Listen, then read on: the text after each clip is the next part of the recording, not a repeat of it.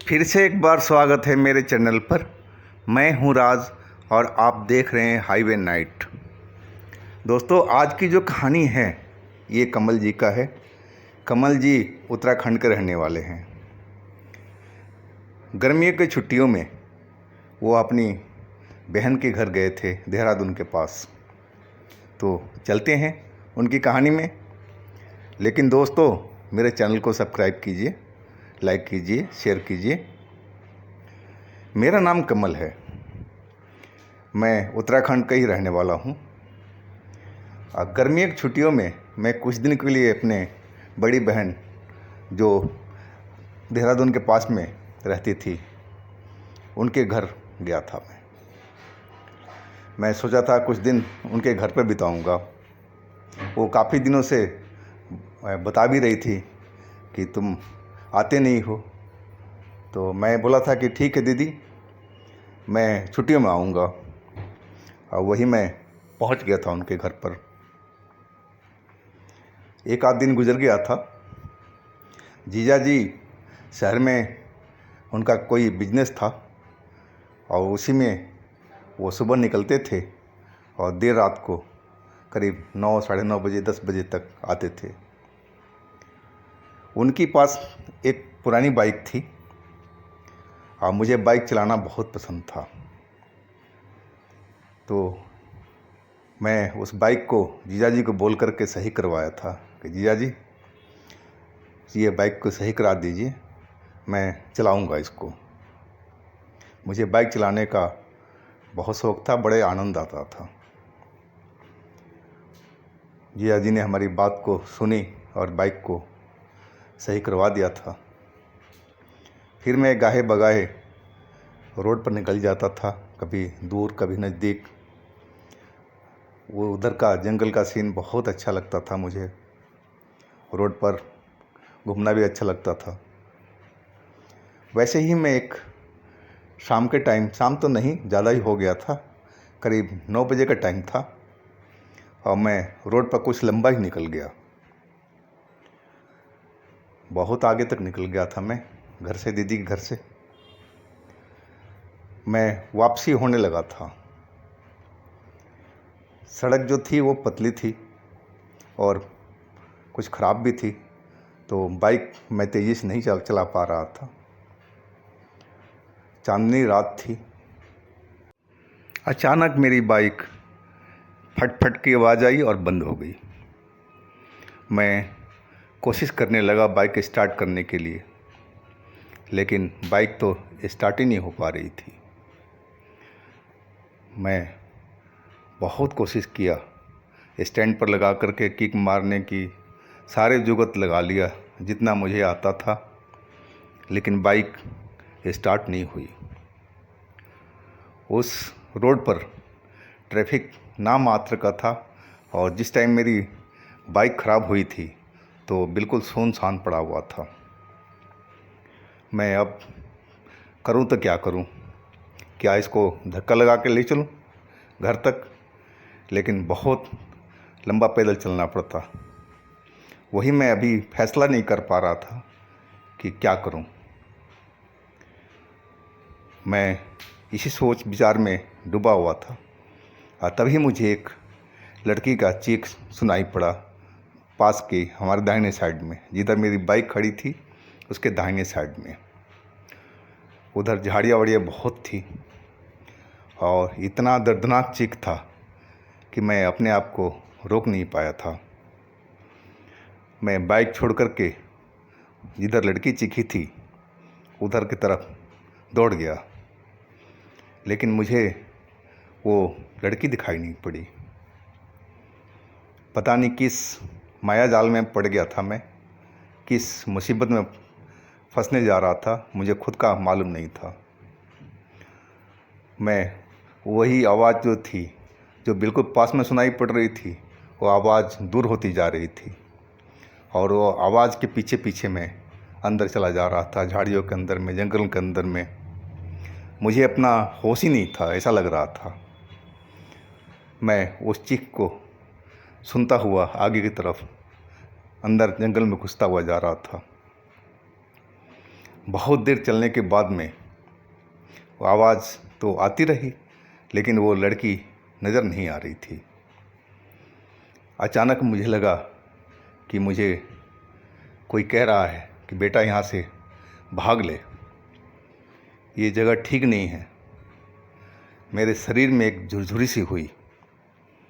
मैं खड़ा रह गया और मैं अपनी बाइक की तरफ भागने ही वाला था, तभी अचानक एक लड़की सामने से नज़र आई। वो दौड़ती हुई मेरी तरफ आ रही थी। चंद सेकंडों में हमारे पास में पहुंच गई थी। सुंदर सी लड़की थी, बाल बड़े बड़े लहरा रहे थे। मैं उसको पूछने ही वाला था कि तुम कौन हो और तुम ये चीख क्यों मार रही थी, तुम्हारे साथ में क्या हुआ है।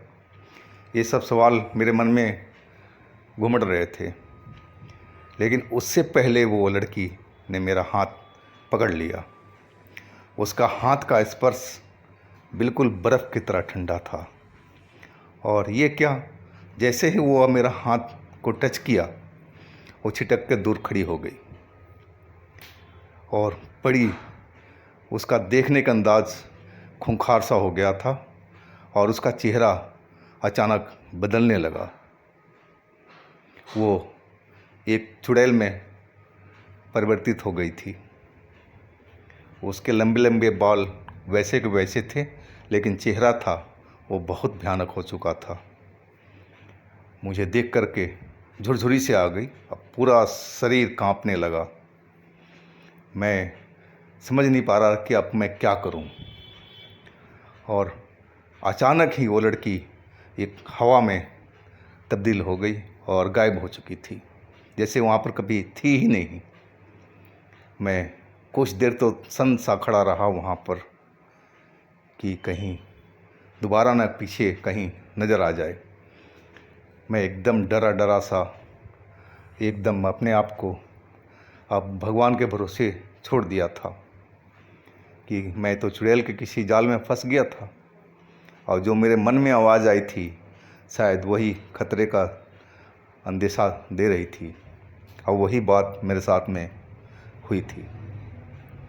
मैं अब वहाँ से भागना ही बेहतर समझा। दौड़ करके मैं निकलता रहा उस झाड़ियों से, जंगल से, और मैं मेन रोड पे पहुँच गया। मेन रोड पे पहुँचा तो एक कार वाला मेरे बाइक को खड़ा होकर के देख रहा था, और जैसे मैं वहाँ पहुँचा तो कार वाले ने बोला, बेटे तुम यहाँ क्या कर रहे हो, अंदर कहाँ गए थे, तुम्हें पता नहीं है यहाँ एक चुड़ैल रहती है और लड़कों को पकड़ लेती है वो। मैं क्या बोलूँ उसको कि मैं उसी चुड़ैल को देख के आ रहा हूँ। बोला जल्दी से अपनी बाइक स्टार्ट करो। मैं कुछ नहीं बोल पा रहा था और मैं अपनी बाइक स्टार्ट करने की कोशिश करने लगा, और एक झटके में ही बाइक हमारी स्टार्ट हो गई थी। शायद उस चुड़ैल का ही माया जाल से मेरी बाइक ख़राब हुई थी। और कार वाला फिर वो बाइक स्टार्ट होते ही वो चल पड़ा आगे को, और मैं उसके पीछे पीछे चल दिया। घर पहुंच कर के मैं दीदी को और मैं सारी बात बताया कि दीदी ऐसे ऐसे मैं देखा हूँ चुड़ैल को, और रास्ते में ऐसे मिली थी। सारी कहानी मैं उसको बता दिया था, और एक कार वाला बता रहा था कि यहाँ चुड़ैल रहती है, क्या ये सच बात है दीदी। दीदी की सास सुन रही थी सारी बात को, तो बोली हाँ बेटा, सुनने में तो यही आता है कि एक चुड़ैल है जो सुंदर लड़की का रूप धारण कर लेती है, और जो लड़के कुंवारे होते हैं उनके ऊपर ही ज़्यादा हमला करती है और उनको अपने जाल में फंसाती है। फिर वो लड़के या तो पागल हो जाते हैं या फिर लंबी बीमारी से ग्रसित हो जाते हैं, और कुछ दिनों में या तो पागल ही रह जाते हैं या फिर उनकी मौत हो जाती है। सुनने में तो यही आता है बेटा। भगवान का शुक्र है कि तुम वहाँ से बच कर के आ गए, नहीं तो उस चुड़ैल से कोई बचा नहीं है। जो देख लिया है उसको वो छोड़ती नहीं है। दीदी उठी और बोली, ज़रा अपना शर्ट का बटन खोल। मैंने, क्या हुआ दीदी? बोला, तू अपने शर्ट का बटन खोल ऊपर का। मैं अभी सोच ही रहा तब तक वो दीदी हाथ लगा के शर्ट का बटन खोल दिया। उसमें चांदी का बना हुआ एक हनुमान जी का ताबीज़ था, फ़ोटो लगा हुआ। वो देख करके अब मेरी सास की तरफ बोली कि देखो, ये हमारा दादी का दिया हुआ ताबीज़ है, दादी ने कहीं से बनवा के लाई थी। कि बचपन में इसको बहुत नज़र लगती थी और बीमार हो जाता था ये नज़र की वजह से। तब किसी ने बताया था कि एक ताबीज़ बनवा लो। एक बाबा थे, तो उन्होंने बाबा के यहाँ से जा कर के ताबीज़ बनवा के लाई थी दादी, और तब से इसके गले में हमेशा रहता है।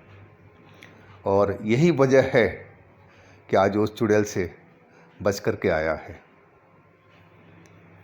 मैं एकदम सन्न सा रह गया था सब सुन करके, और वैसे ही मेरे अंदर डर बहुत बैठा हुआ था। शायद वही आवाज़ थी जो मेरे अंदर से निकली थी कि बेटा भाग यहाँ से। ये शायद बजरंग बली का ही चमत्कार था कि उस दिन मैं उस चुड़ैल, खतरनाक चुड़ैल से बच करके निकल गया था।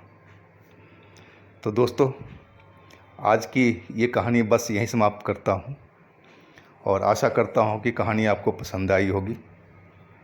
अगर आपके पास भी कोई अपनी आप बीती है, कोई घटना है, तो मुझे व्हाट्सएप नंबर पर या इंस्टाग्राम पर शेयर कीजिएगा।